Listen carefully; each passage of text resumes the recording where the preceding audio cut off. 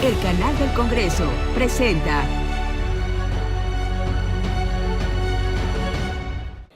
Qué gusto saludarlos nuevamente en Vértice Internacional. Soy Rina Musali, este espacio único para el análisis de la política internacional. El día de hoy vamos a poner nuestra atención en uno de los grandes temas que está robando la atención del debate mundial: las conversaciones de paz para terminar la guerra Rusia y Ucrania, lideradas por Vladimir Putin y Donald Trump. Precisamente cuando ya se cumplieron más de 3 años de aquella invasión de Rusia a Ucrania. Pero, ¿qué esperar de estas conversaciones de paz? Pues aquí se están generando las nuevas reglas del orden internacional. ¿Habrá elecciones en Ucrania? ¿Cuál es la relación de Trump con Zelensky? ¿Cuáles son las ambiciones geopolíticas de Vladimir Putin en Ucrania? Les pido por favor que me acompañen.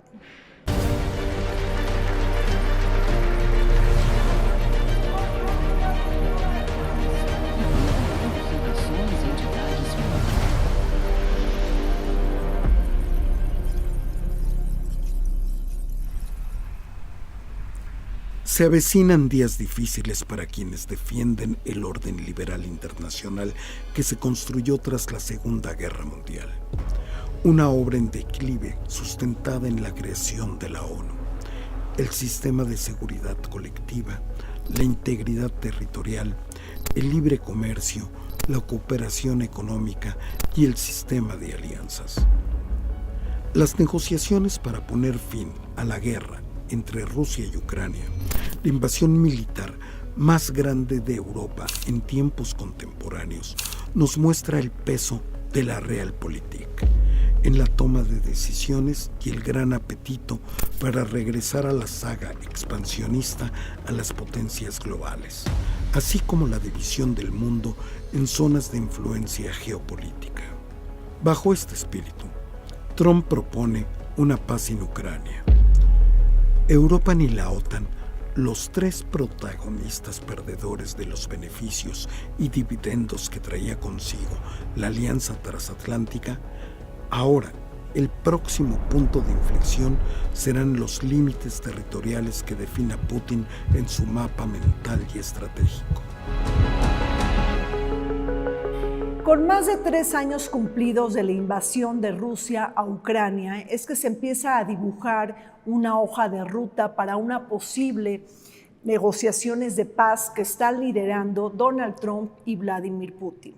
Para conversar de este tema tan importante y para abordar y analizar las consecuencias del presente y del futuro de las conversaciones de paz sobre Ucrania, nos acompañan desde el Museo Vivo del Muralismo el embajador Eduardo Roldán, un experto en geopolítica global, diplomático del Servicio Exterior Mexicano y profesor universitario. Bienvenido, Eduardo. Un placer, Rina.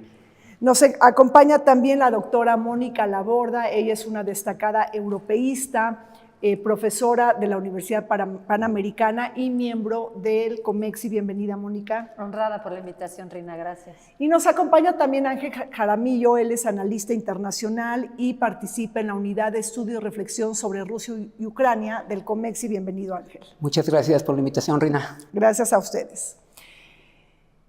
Embajador, Trump dibuja una paz sin Ucrania y sin la Unión Europea. ¿Qué implicaciones geopolíticas tiene esto? Bueno, es una pregunta muy importante, aunque no tenemos la bola de cristal, sí podemos entender como internacionalistas hacia dónde vamos. Pero para responder esa pregunta, creo que el público se merece una supersíntesis. ¿Por qué surgió el problema? Claro. Después de la Segunda Guerra Mundial se crearon instituciones. Estados Unidos creó y nos dio estabilidad hasta ahora. Creó las Naciones Unidas para dar estabilidad política, creó el Fondo Monetario para dar estabilidad monetaria, creó el Banco Mundial para fomentar las infraestructuras, la UNESCO para la educación, la cultura, la FAO para la alimentación. Y esto ha perdurado. Pero después de la caída del muro de Berlín y la desaparición de la Unión Soviética, el mundo ha cambiado.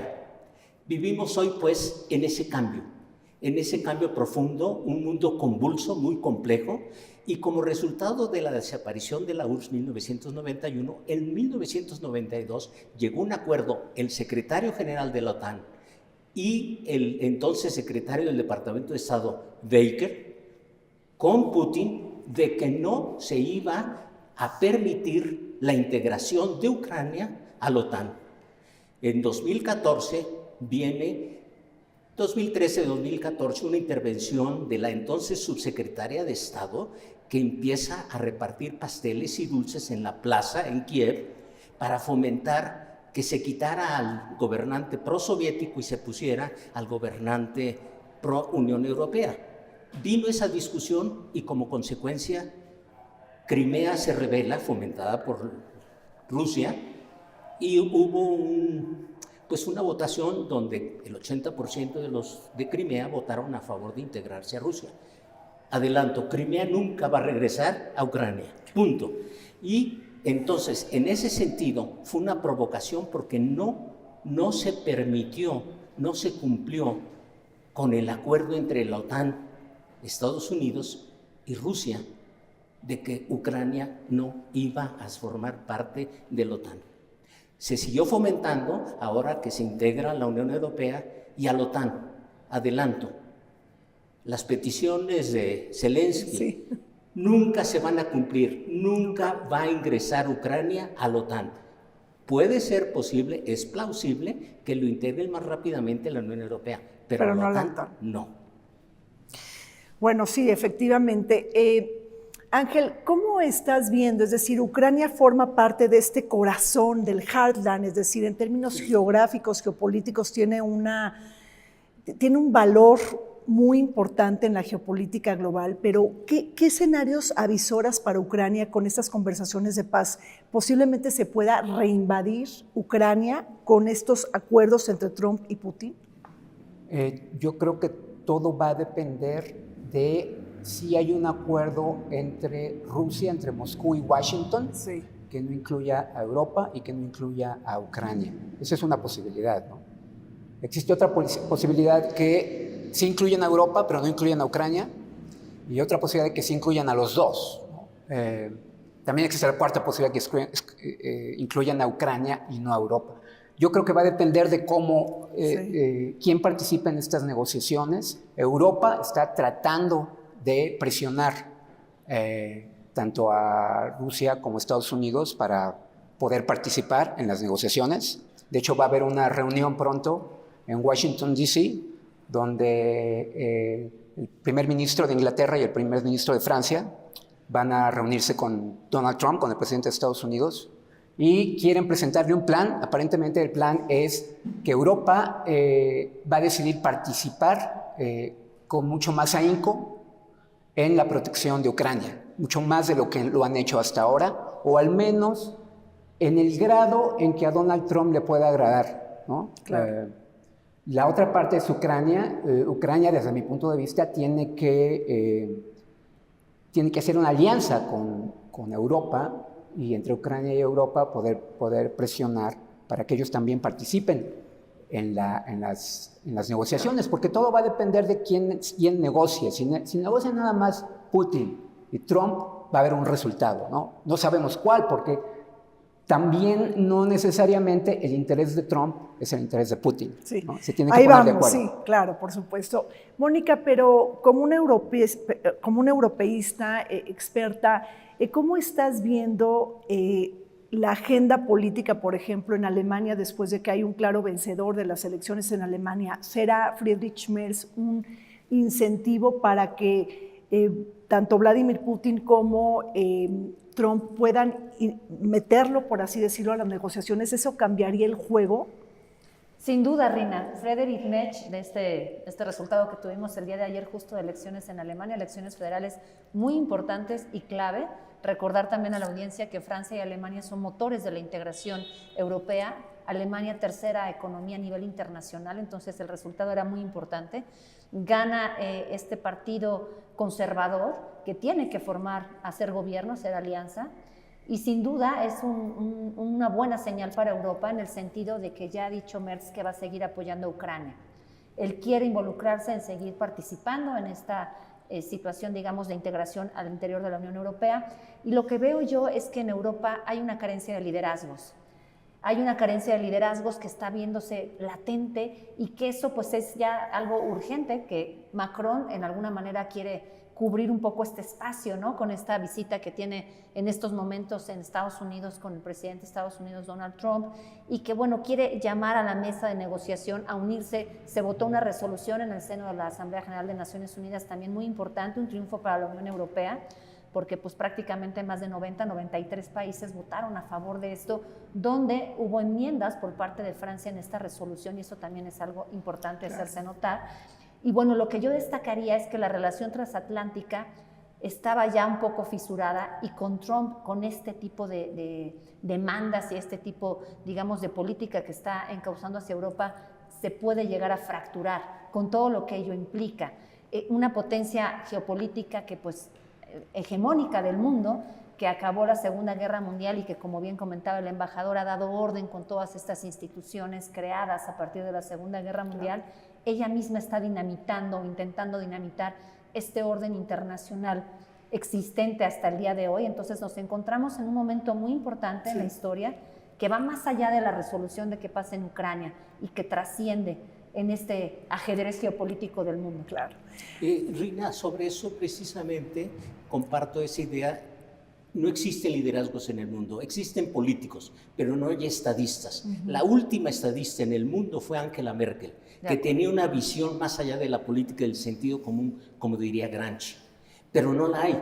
Por eso Europa, la Unión Europea, está en su laberinto, se está debilitando, y las derechas están tomando más poder, y las derechas quieren salirse incluso de la Unión Europea. Por tanto, este no va a ser un actor, un interlocutor frente a Rusia y frente a Estados Unidos. La Unión Europea está muy debilitada, de modo que esperemos más bien el resultado de esta confrontación entre Rusia, la OTAN y Estados Unidos. No es Ucrania. Ucrania fue usado como un escenario, lo que se llama proxy war, o un tercer estado para no confrontarse entre las grandes potencias. Así tenemos que entender, y por tanto Zelensky, de que andaba muy girito, como decimos en México, ahora anda de capa caída, porque sabe que ya no tiene el poder de Biden. Esos demócratas que estaban pensando en que el mundo no había cambiado, que el mundo todavía seguía después, como en 1945 y 70, y el mundo ha cambiado porque hay nuevos actores internacionales. Y este conflicto es producto de que se quería continuar, Estados Unidos ha continuado con estirar la liga, y tiene que entender que el mundo es otro, que el hegemón pues ha perdido cierta hegemonía. Y estamos en procesos de cambio. Claro. Ángel, en tu comentario pasado señalaste que pues no podemos hablar del futuro de la paz si no sabemos prácticamente quién va a estar en la mesa de negociación, y que eso pues hay una tensión constante. Pero hasta el momento la exclusión de Ucrania llevará a una paz justa y duradera. Yo creo que la exclusión del sujeto al que se quiere intervenir, la exclusión de ese sujeto, te habla, desde mi punto de vista, de que no hay una intención de actuar en beneficio de ese sujeto. ¿No?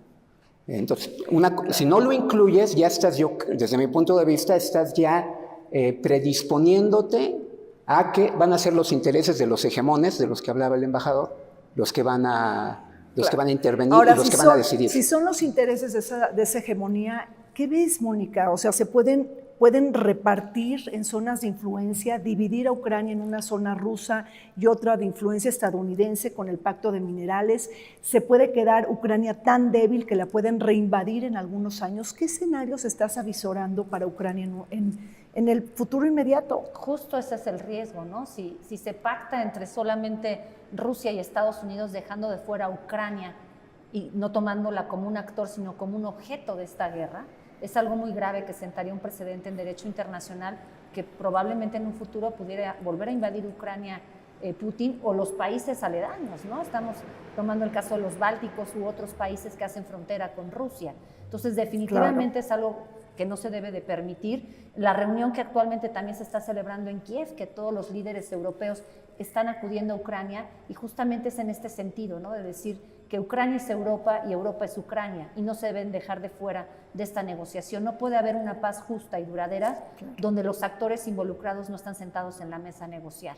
Totalmente de Sobre acuerdo. ese asunto yo creo que es muy importante también tener en cuenta que el debilitamiento de Ucrania y de su liderazgo, que es un hecho real, sobre todo después de las elecciones celebradas en Estados Unidos, nos lleva a entender una cosa.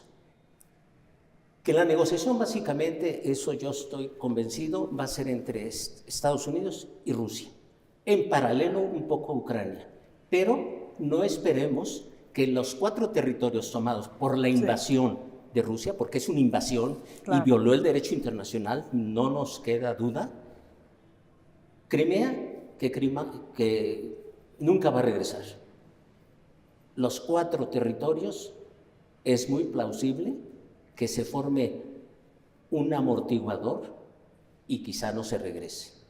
Hay que tomar en cuenta, sobre todo por el debilitamiento de su liderazgo de Ucrania, que hasta está pidiéndole, yo te doy 50% de mis tierras raras que sirven para hacer teléfonos plasma, sin que se los pidiera con anticipación. Esa no es forma de negociar. Te doy todo a cambio de nada, un juego de suma cero. Eso lo debilitó. Y ahora está diciendo, a partir del día de ayer, ofrece su cabeza, ofrece renunciar, pero que ingrese a la OTAN. O sea, no sabe negociar. Es un actor venido a político y que ha sido manipulado por intereses creados por la propia Unión Europea, los intereses de algunos estados y también por el ejército ucraniano. Ángel, ¿tu opinión sobre lo que está comentando el embajador? Yo creo que voy a referirme a algo que dijo el embajador hace unos momentos en lo que yo no estoy, o quiero más bien decir algo extra a lo que él dijo. Él dijo que la Unión Europea estaba muy debilitada y dio sus razones, y creo que es cierto, pero también tanto Estados Unidos como Rusia están debilitados. Es decir, Rusia está debilitado por razones económicas, ¿no? Hay una alta inflación, producida en parte por el gasto militar, que ha sido elevado por la guerra, ¿no? Tiene un problema demográfico muy grave que va a tener repercusiones en el corto, mediano y largo plazo. Rusia no pudo avanzar. Rusia conquistó ciertos territorios los primeros meses y después de eso no ha podido avanzar 1 milímetro durante casi 3 años, ¿no? Su estrategia militar no ha sido, creo, la adecuada. Se critica mucho lo que está haciendo desde el punto de vista estratégico militar, ¿no? Estados Unidos pues, ha perdido poder en las últimas lustros y décadas, ¿no? Llegó a tener casi el 50% del Producto Interno Bruto, ahora tiene el 16% del Producto Interno Bruto. Yo creo que debemos de ver la elección de Trump como parte de esa crisis existencial y política de Estados Unidos. Entonces, no solamente yo diría que no solamente está Europa debilitada, también Rusia y también Estados Unidos. Ahora, tú estás viendo, Mónica, que Putin no ha ganado la batalla, precisamente la batalla en el campo de batalla físicamente, pero ya ganó la guerra por las concesiones políticas de Trump. Es decir, ¿por qué Trump concede antes de negociar?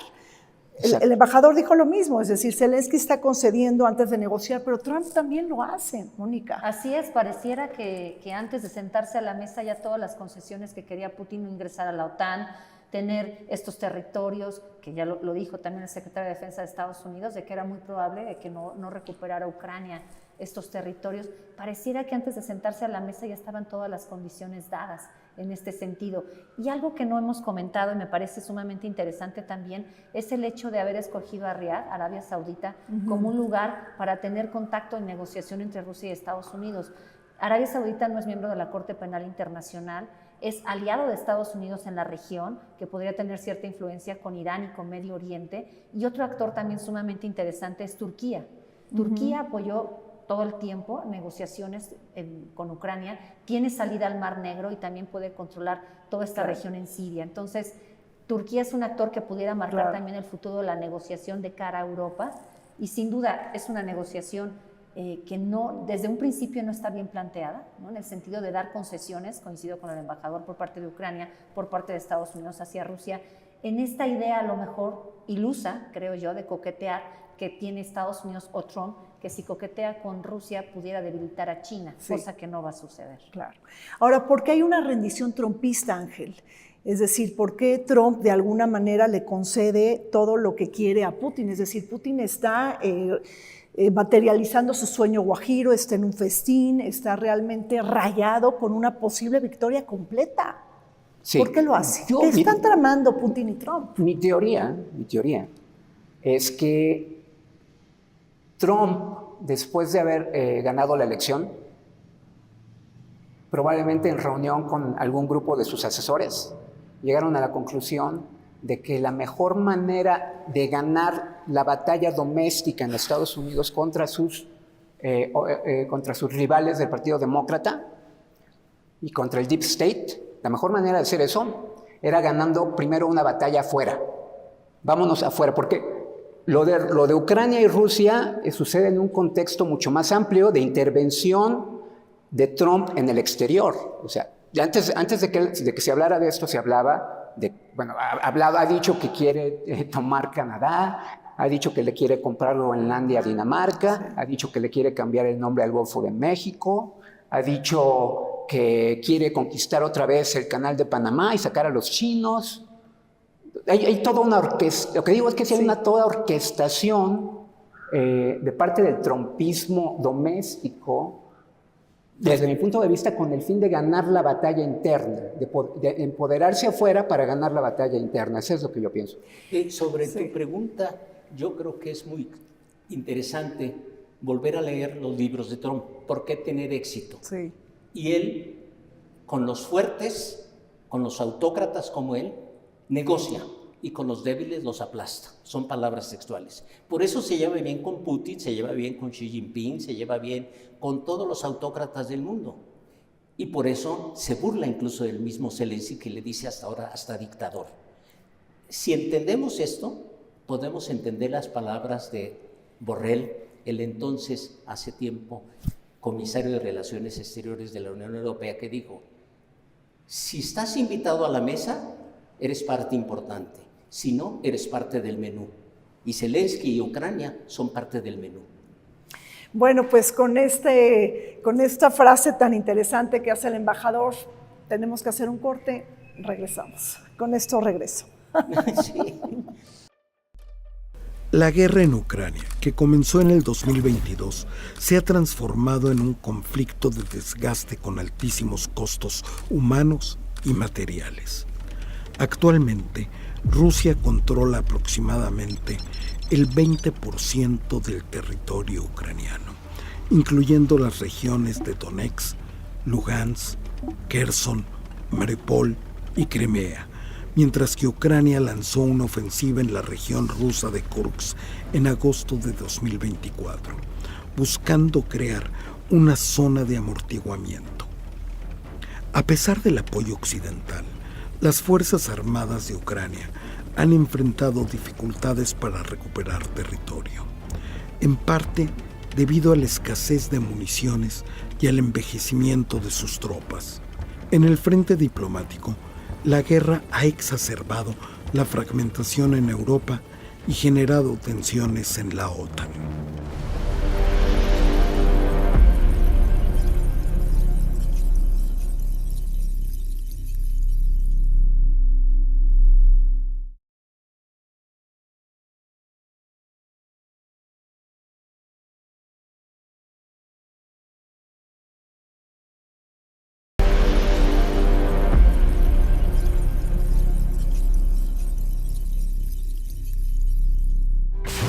Después de más de 3 años de la invasión de Rusia a Ucrania, Kiev no ha sido derrotado militarmente en el campo de batalla, pese a que Moscú se encuentra ocupando una quinta parte del territorio ucraniano con apoyo de las tropas norcoreanas.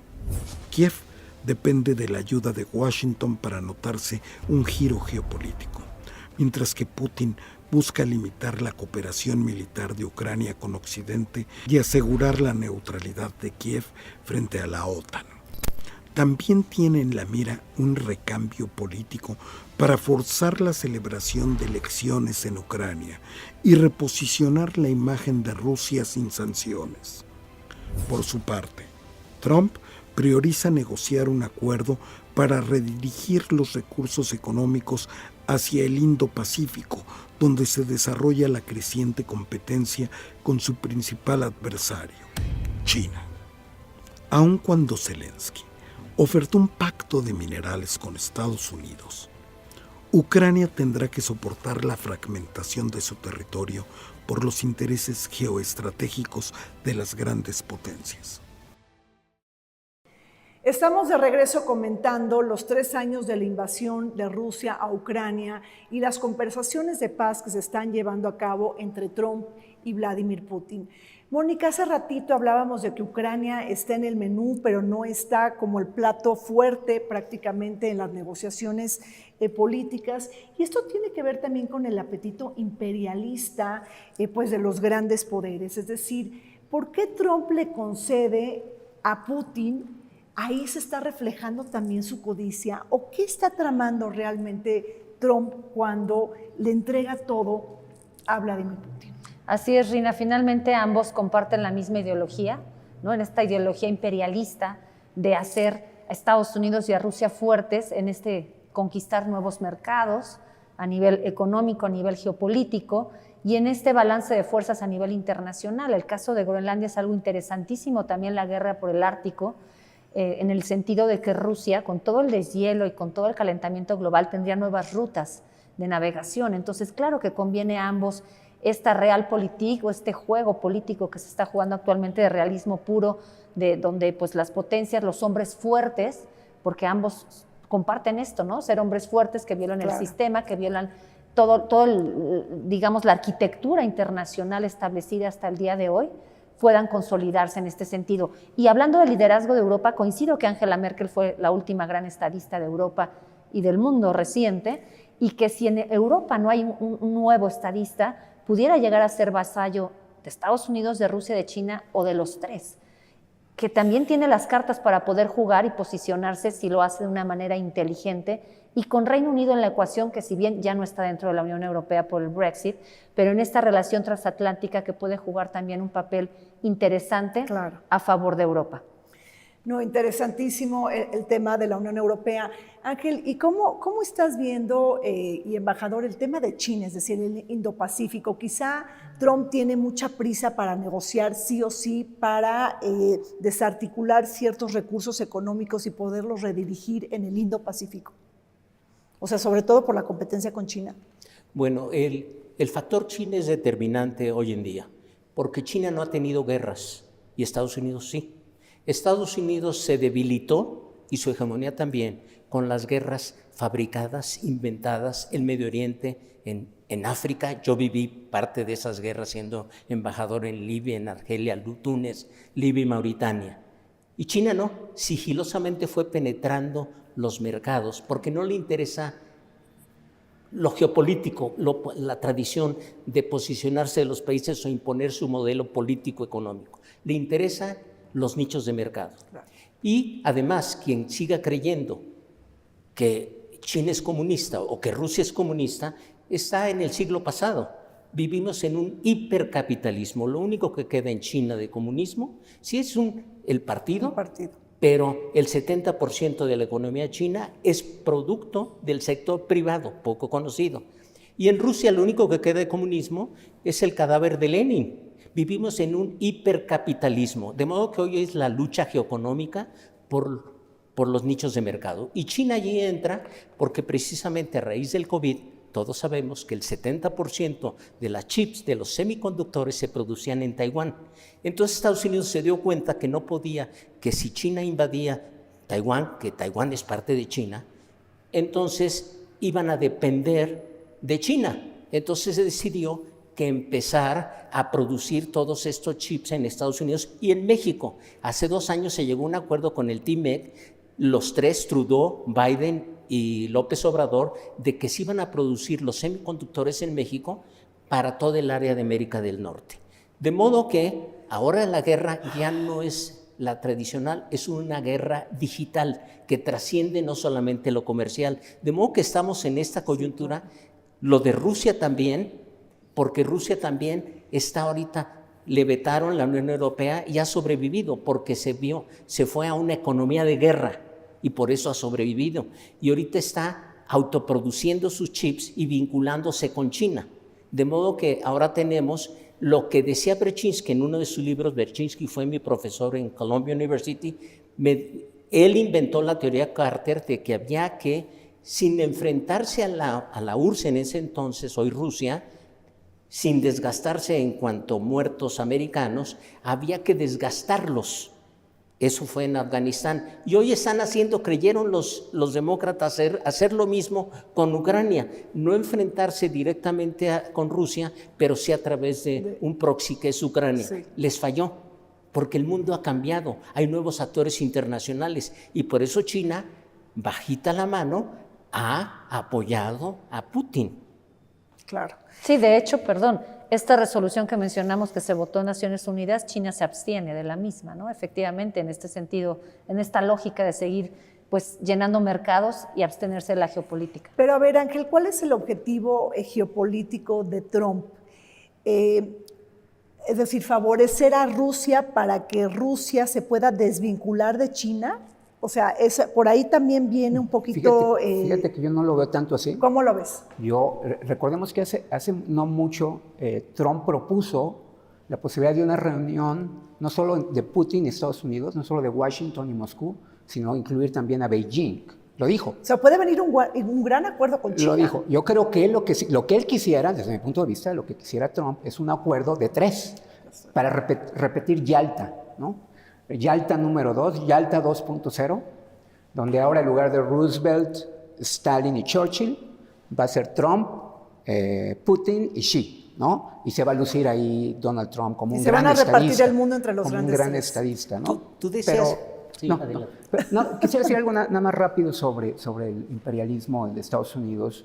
Yo escribí una columna hace poco en El Economista, donde digo que en la historia de Estados Unidos hay 2 pulsiones en su historia, ¿no? Por un lado está la pulsión imperialista, hay la idea de Estados Unidos como un imperio, ¿no? Por ejemplo, la doctrina Monroe, el corolario Roosevelt a la doctrina Monroe, son ejemplos de imperio, ¿no? Pero también hay otra pulsión que no existe ni en la Rusia de Putin ni en la China de Xi, que es la parte republicana, la parte democrática, la parte del control, de los límites al poder. Y yo decía que hasta ahora Trump ha sido el único con voz, ¿no? En Estados Unidos, pero pronto va a entrar el Congreso en acción, pronto va a entrar la Suprema Corte de Justicia, el Sistema Federal de Justicia de Estados Unidos, pronto vamos a ver, yo creo, ya se están preparando a la sociedad civil de Estados Unidos a inundar las calles, porque Trump no solamente está hablando de Ucrania, sino está hablando de grandes cambios dentro de Estados Unidos que van a afectar a muchas personas, migrantes, etcétera, minorías, ¿no? Y Alexis de Tocqueville famosamente dijo en el siglo XIX que la sociedad civil en Estados Unidos era la más poderosa del mundo y lo sigue siendo. Entonces, Trump tiene también una gran debilidad que va a venir pronto, que es las instituciones republicanas todavía fortalecidas dentro de Estados Unidos y que le van a limitar el poder, creo yo. Y vienen elecciones intermedias en Estados Unidos. En 2027, claro. Esas elecciones intermedias van a definir mucho si Trump va a seguir con esta política de confrontación o de negociación. ¿Por qué? La Suprema Corte va a seguir siendo conservadora y va a ser a favor del Poder Ejecutivo, porque él mismo nombró en su pasado periodo a jueces conservadores y va a seguir con eso. Ahorita la Suprema Corte es republicana y trumpista. Lo que sucede, si sigue con esta política de poner aranceles a todo el mundo y de golpear a todo el mundo, va a ser un boomerang para la economía norteamericana en virtud de que va a venirse un periodo inflacionario incontenible y que va a recaer sobre los consumidores, sobre los electores. Al traer esto, hay algunos indicadores que dicen que va hacia una recesión la economía de Estados Unidos. Si llega a eso, el electorado nunca vota por el corazón, vota con el estómago.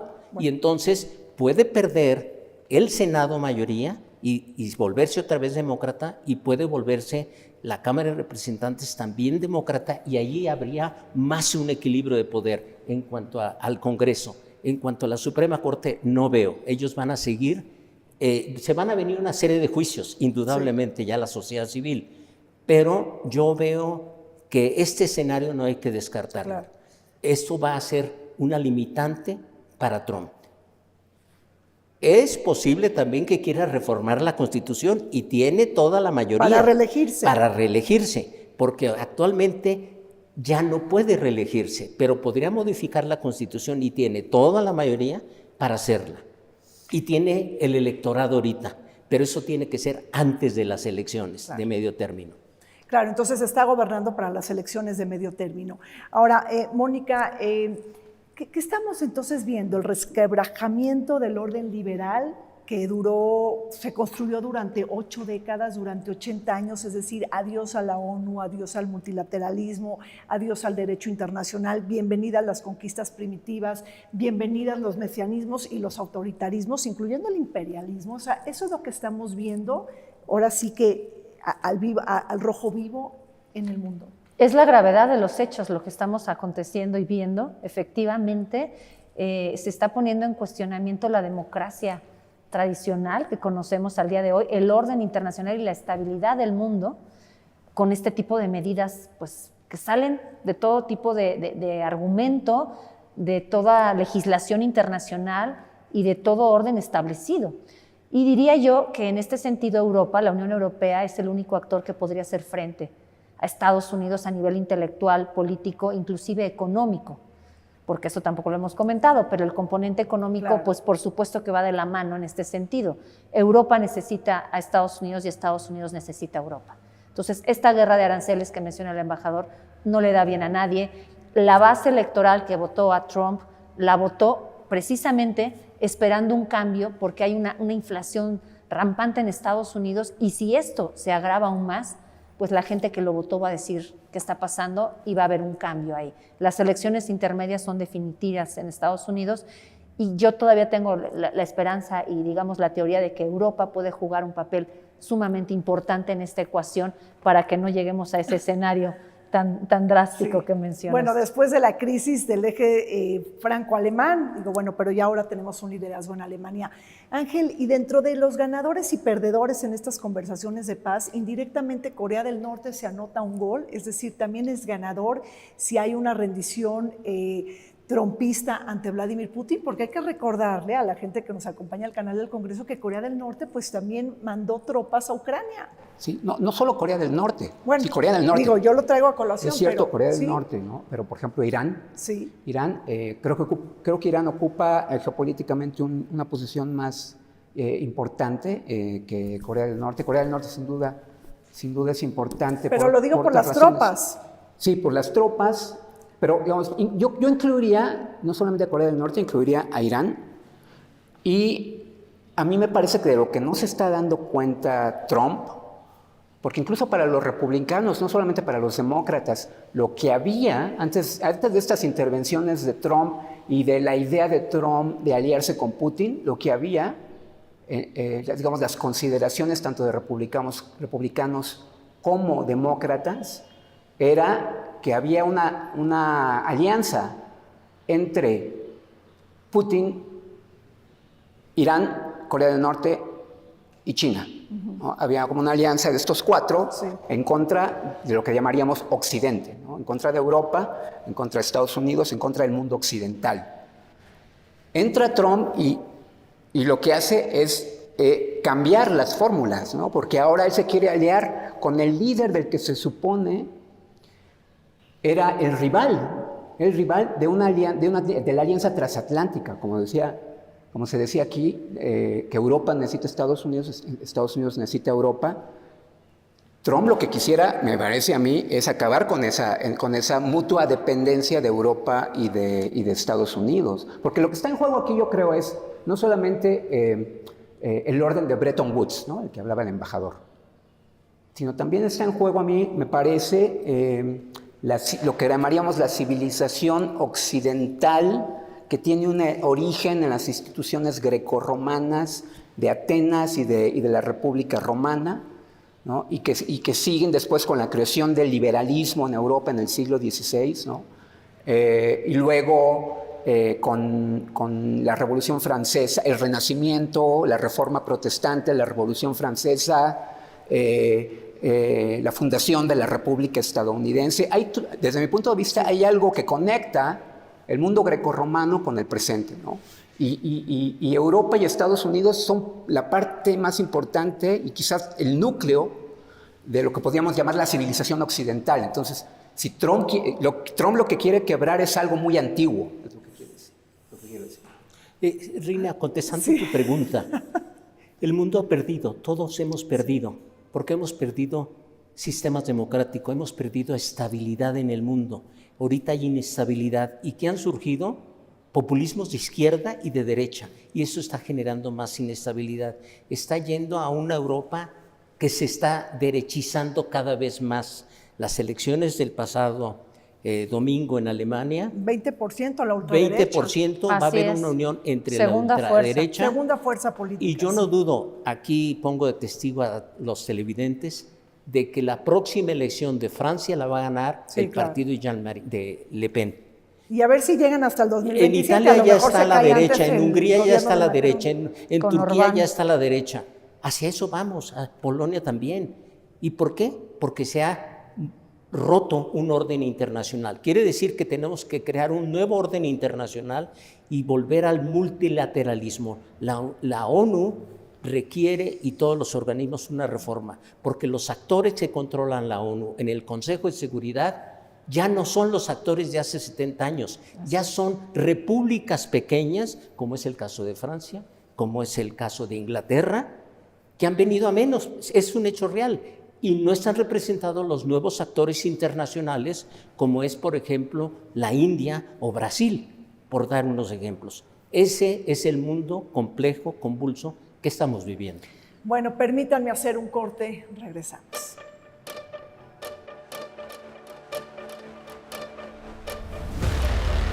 La victoria de Donald Trump marcó un cambio significativo en la postura de Estados Unidos respecto a Ucrania. A diferencia de la administración Biden, que priorizó la asistencia militar y las sanciones contra Rusia, Trump ha adoptado un enfoque más pragmático y transaccional, presionando para alcanzar un alto al fuego que le permita redirigir los recursos estadounidenses hacia la competencia con China. Aunque su administración ha amenazado con sanciones a Rusia, si se niega a negociar, también ha insinuado que Ucrania debería ceder en ciertos aspectos para lograr la paz, lo que ha generado preocupación en Kiev y ha puesto en duda la solidez del compromiso de Estados Unidos con la seguridad europea, generando fricciones con la OTAN y una mayor incertidumbre sobre el futuro del conflicto.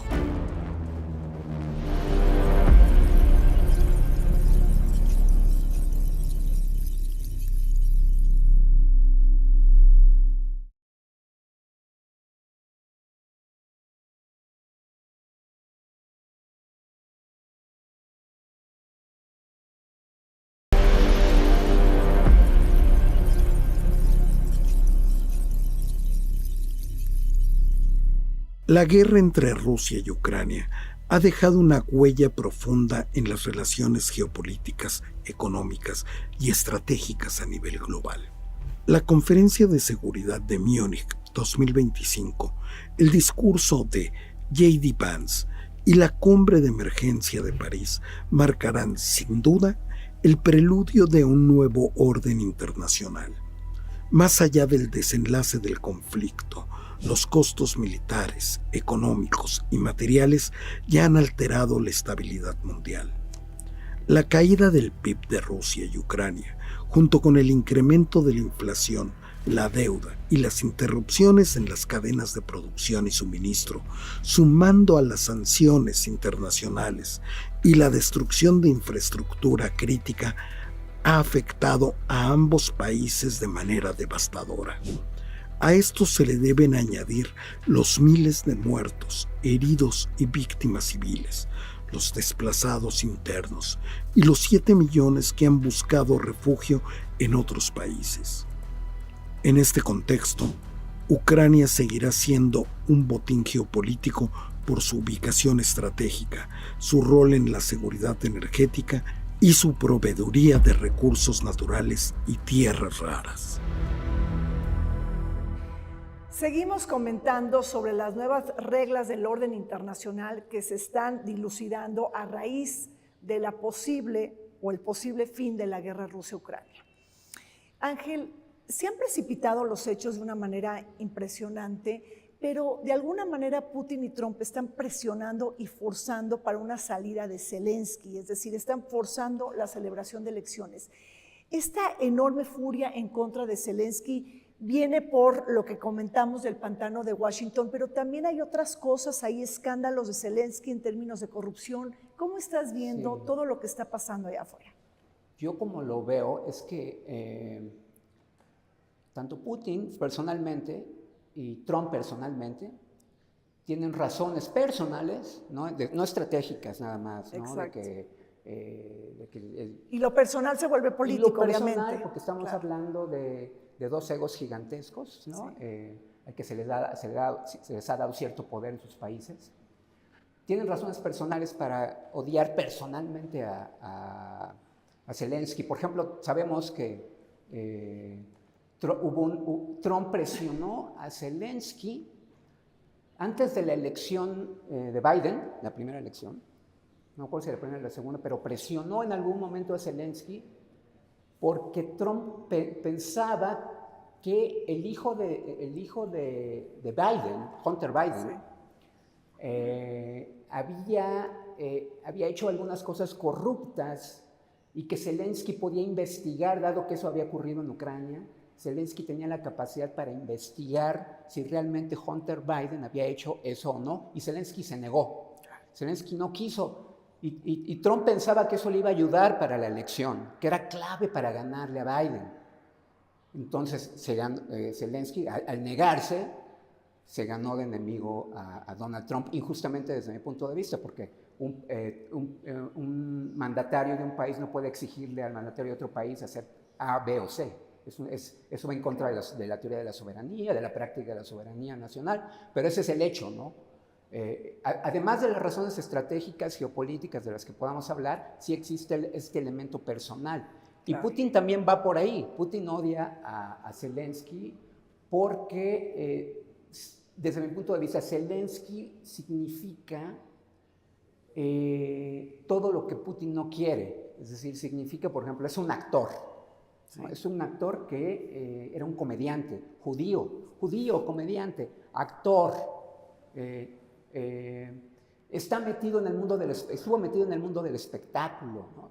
Y precisamente toda la teoría de Putin, la nueva teoría geopolítica, que podemos hablar después de eso, a partir del 2012, es el momento en que Putin cambia y empieza a pensar en una nueva geopolítica en donde lo que hay que proteger son las tradiciones ancestrales del mundo ruso. Entonces, toda esta cuestión del mundo del espectáculo, de ser comediante, del homosexual, ¿no? de los transexuales, todo esto adquiere una importancia para Putin, lo sabemos, ¿no? Y también para Trump. Y también para Trump. Sobre tu pregunta, yo creo que evidentemente que Trump detesta a Zelensky al igual que Putin. Pero además de lo que dice el maestro, hay que agregar la corrupción que se ha dado en medio de estos 3 años de guerra. En la familia de Zelensky se descubrió que la esposa había manejado millones de euros que habían sido canalizados a acciones que no correspondían a las acciones de guerra. Entonces, también eso lo debilita. Y lo debilita, como decía al principio del programa, el hecho de que él haya ofrecido hasta su cabeza y las 50% de las tierras raras a Trump. Trump, claro que va a aceptarlas porque va a hacer negocio. Él es un empresario y la guerra sí va a terminar, como decías, pero no va a terminar a favor de Ucrania. Va a terminar a favor de Rusia y a favor de Estados Unidos por los intereses que hay. El conflicto para la Unión Europea es que está en medio y ahora la Unión Europea está peleada con Trump y con Putin. Y entonces regresaría la Unión Europea a esta idea de generar un tratado de libre comercio con China. Es decir, Trump nos está dando cuenta que debilitar a la Unión Europea lo acerca más a China, quien se supone su principal adversario. Claro, y también de alguna forma pues es el principal socio comercial de Estados Unidos, es un doble juego, ¿no? Claro. Finalmente entre ellos se compran y se venden. Y dos ideas que quería yo apuntar hace un momento en el sentido de las alianzas. Estados Unidos también está tirando por la borda un sistema de alianzas que es el que le ha llevado a tener el poder y la hegemonía del mundo, y Europa es vital en este sentido.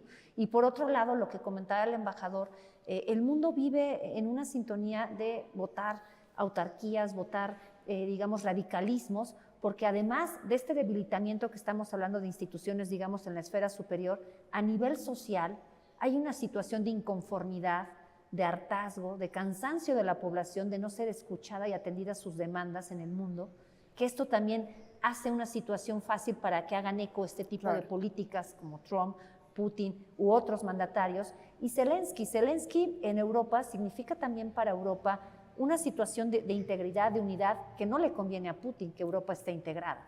Entonces, por eso es que también quiere ir contra de él, ¿no? En el sentido de poner pues, un títere como en Belarus o en otra Claro. Digamos, exrepública soviética que él pudiera llegar a controlar.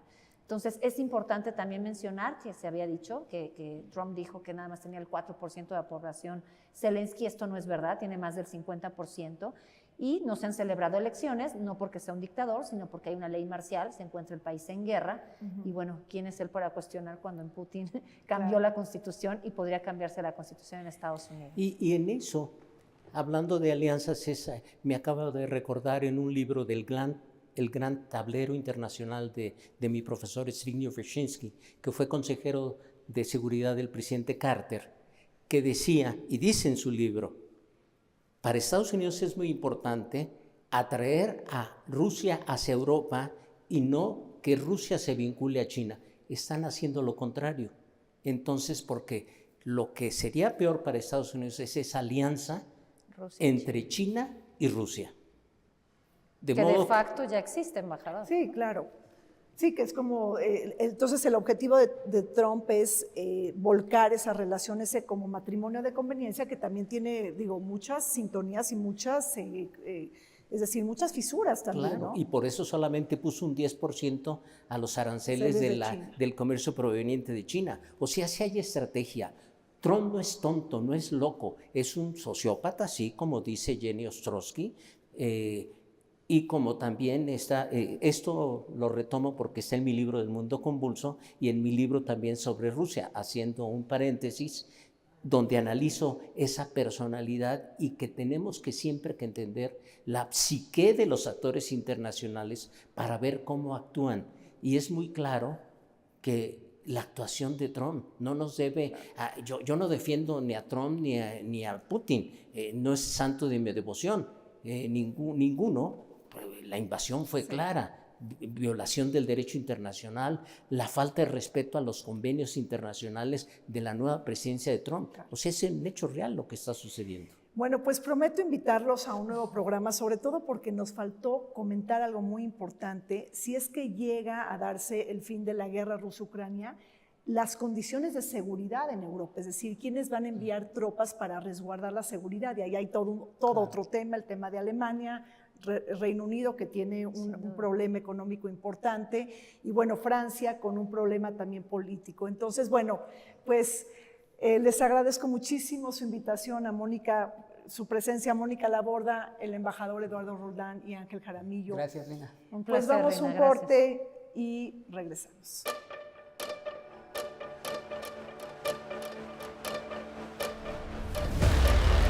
Ucrania es un país con vastas reservas minerales estratégicas, lo que ha convertido sus recursos en un elemento clave tanto en la guerra como en la geopolítica global. Posee depósitos significativos de 22 de los 50 materiales considerados críticos por Estados Unidos, incluyendo litio, titanio, grafito y uranio, esenciales para la industria militar, tecnología y la transición energética. Sin embargo, Gran parte de estos recursos se encuentran en regiones actualmente ocupadas por Rusia o en zonas de combate. Consciente de la importancia estratégica de estos minerales, la administración Trump ha mostrado interés en este aspecto, evaluando la posibilidad de condicionar la ayuda a Ucrania al acceso de sus recursos, lo que podría redefinir la relación entre ambos países y afectar el desarrollo del conflicto en el mediano plazo. Se nos acabó el tiempo en Vértice Internacional. Me despido de ustedes, pero no sin antes agradecer al Museo Vivo del Muralismo por todas las atenciones dadas para la grabación de este programa. Nos vemos todos los martes y sábados en Vértice Internacional.